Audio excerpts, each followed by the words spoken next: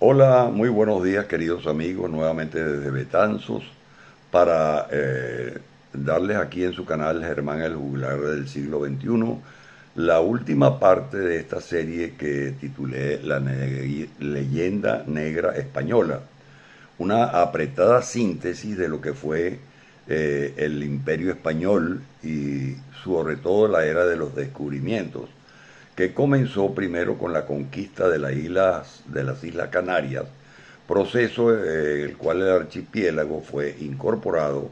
a la corona de Castilla y Aragón mediante progresivas acciones militares a lo largo del siglo XV entre 1402 y 1496, apropiándose de ese territorio habitado originalmente por los guanches, quienes opusieron una gran resistencia a los peninsulares. Fue un proceso complicado en lo político, puesto que confluyeron los intereses particulares de la nobleza feudal, opuestos a los de los nacientes reinos-estados, particularmente el de Castilla, en plena fase de expansión territorial. Se pueden distinguir dos periodos en la conquista de las Canarias: la conquista señorial, en primer lugar, llevado a cabo por una nobleza en beneficio propio y sin participación de la corona de Castilla, que les otorgaba el derecho de conquista a cambio del vasallaje de sus originarios. Dentro de esta se pueden distinguir el periodo betancouriano o normando, llevada a cabo por los franceses Jean de Betancourt, noble militar, explorador, comerciante y pirata, también conocido como Juan IV de Betancourt y de Gadifer de la Salle, realizada entre los años 1402 y 1405 en las islas de Lanzarote, El Hierro y Fuerteventura. Y después la conquista señorial castellana, realizada por nobles castellanos que se apropiaron mediante compras, cesiones y matrimonios de las primeras islas conquistadas por esos franceses e incorporaron también la isla de La Gomera en 1450. Y finalmente la llamada conquista realenga entre 1478 y 1496, llevada a cabo por la corona de Castilla y Aragón durante el reinado de los reyes católicos, quienes asumieron los derechos de todas las islas, incorporando las que faltaban por dominar: Gran Canaria, La Palma y Tenerife. Y luego de los dos primeros viajes de Cristóbal Colón a América, entre 1492 y 1493, y de la firma del Tratado de Tordesillas en 1494, en el cual los reyes católicos de Castilla y Aragón y el rey de Portugal se repartieron el proceso de conquista y colonización del Nuevo Mundo, se dio inicio a lo que se ya ha llamado el Imperio Español, la primera estructura política global de la historia, inmensa, gigantesca y magnífica. Este gigantesco fortalecimiento de España a partir de las postrimerías del siglo XV trajo como consecuencia los intentos de desprestigio de esa gesta colonizadora, primero por parte de los neerlandeses en su lucha de independencia de España, seguida por británicos y franceses en su esfuerzo para participar en la adquisición de territorios en el Nuevo Mundo, iniciándose allí entonces la leyenda, una especie de leyenda negra, una narrativa que retrataba a ese imperio como excepcionalmente cruel, codicioso y destructor. Aunque para algunos historiadores, como es el caso de Manuel Lucena Giraldo, doctor en Historia de América, con categoría de investigador científico dentro del grupo de estudios comparados del Caribe y del mundo atlántico, esta narrativa comenzó realmente en el siglo XX por parte de los mismos españoles y comenzó con el libro La leyenda negra y la verdad histórica, contribución al estudio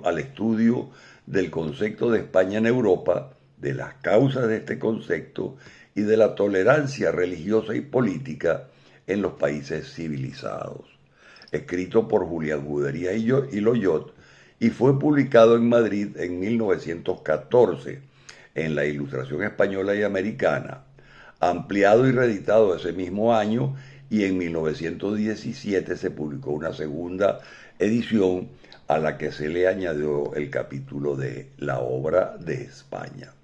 En ese libro se emplea por primera vez en forma escrita el término leyenda negra para referirse al conjunto de la propaganda antiespañola que se extendió por todo el continente europeo a partir del siglo XVI. Aunque hay otros historiadores o escritores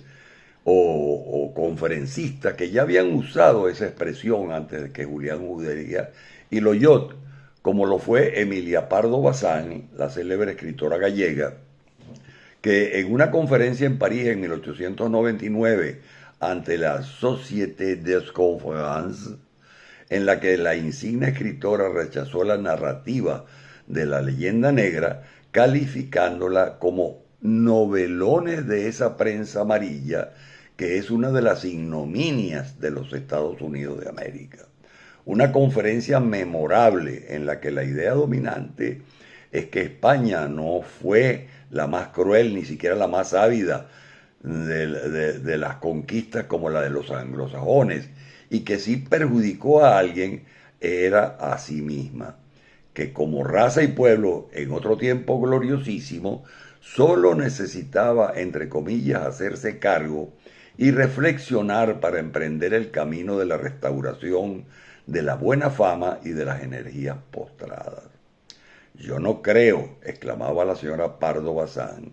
que haya muerto en España el sentimiento patriótico. Solo lo creo dormido, por eso intento despertarlo.